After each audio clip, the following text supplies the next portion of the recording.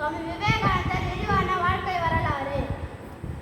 மாலை சுமார் 4 மணி.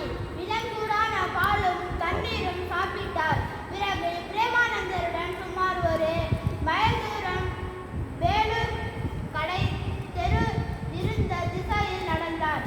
வழியில் ஒரு தோட்டம் கவனிப்பாரற்ற நிலையில் கிடந்தது. அதை கண்டு அமெரிக்காவில்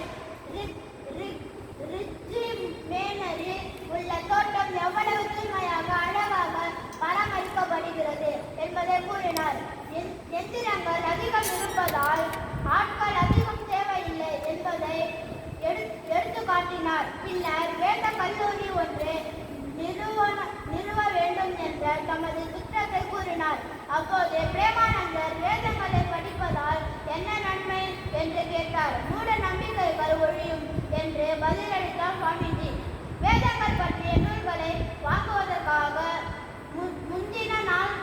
முந்தின நாள்கள் தான் அவர் பம்பாய்க்கும் பூனாவிற்கும் கடிதங்கள் எழுதியிருந்தார். பிறகு மனித நாகரிகங்களின் வளர்ச்சி பற்றி பேசினார். எல்லா நாடுகளின் வரலாறுகளிலிருந்தும் உதாரணம் காட்டினார். மாலை சுமார் 5:30 மணி.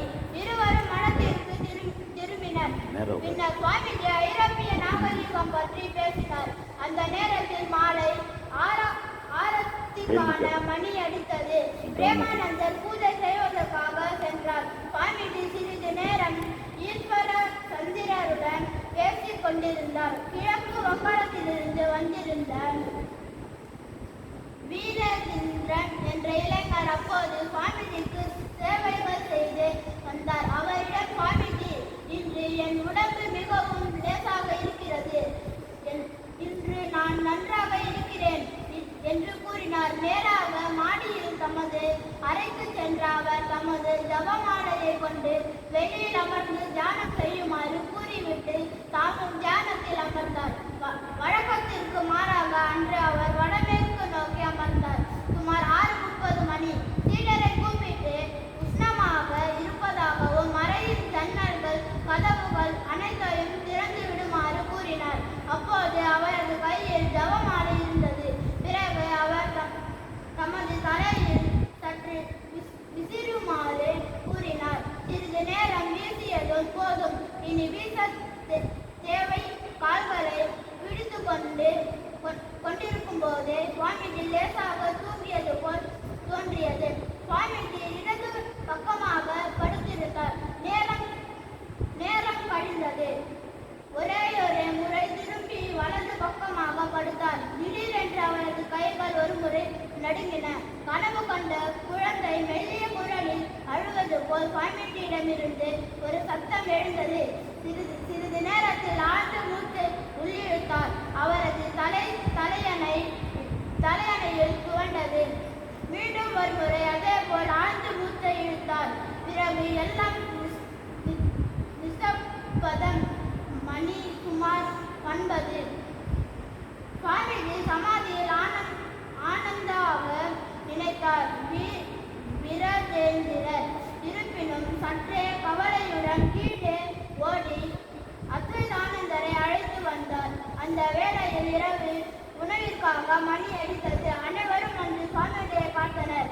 அத்வைதானந்தர் சுவாமிஜியின் நாடியை பரிசோதித்தார். அவருக்கு எதுவும் புரியவில்லை. பிரேமானந்தரிடம் பரிசோதிக்க சொன்னார். நாடி துடிப்பு நின்றிருந்தது. அவர் சமாதியில் இருப்பதாக எண்ணி எல்லோருக்குமாக ராமகிருஷ்ணரின் திருநாமத்தை உரைத்த குரலில் அவரது செவிகளில் கூறினார். எந்த பலனும் இல்லை. பிறகு நாடி துடிப்புகளை பார்க்குமாறு போதானந்தரிடம் கூறினார். அத்வைதானந்தர் நாடி துடிப்பை பரிசோதிக்க போதானந்தர் ஓவென்று அழலானார். நிர்பயானந்தரிடம், ஐயோ, என்ன பார்த்து கொண்டிருக்கிறாய்?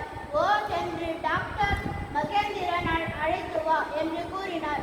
அவர் சென்றது மற்றொருவர் பலராம் கோஷின் வீட்டில் தங்கியிருந்த பிரம்மானந்தரையும் சாரதானந்தரையும் அழைத்து வர சென்றார். அவர்கள் இருவரும் வந்தபோது இரவு மணி 10:30. பிரேமானந்தர் வந்ததும் உண்மையை புரிந்து கொண்டார். சுவாமிஜியின் மார்பு மீது விழுந்து அழுது புரண்டவாறு மறைந்தது என்று கதறினார். டாக்டர் வந்து பரிசோதித்து செயற்கை முறையில் மூச்சை மீண்டும்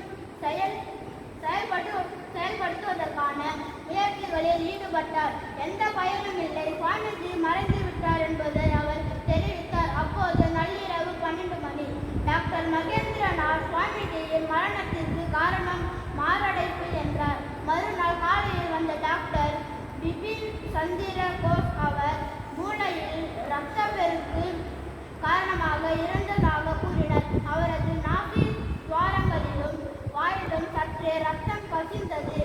மூளையிலுள்ள ஏதோ இரத்த நாளங்கள் வெடித்ததால் இது நிகழ்ந்திருக்கலாம் என்று ஒவ்வொரு டாக்டர் கருத்தி தெரிவித்தார்.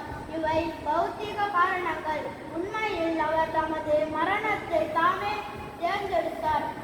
அமரநாத சிவபெருமானை தரிசித்து அதற்கான வரம் பெற்றவர் அல்லவா அவர். தமது மறைவு பற்றி அவர் பல விஷயங்களை சூசகமாக தெரிவித்திருக்க தானே செய்தார். அவர் சமாதியில் தான் தம் உடலை புகுத்தார். அது சாதாரண மரணம் அல்ல.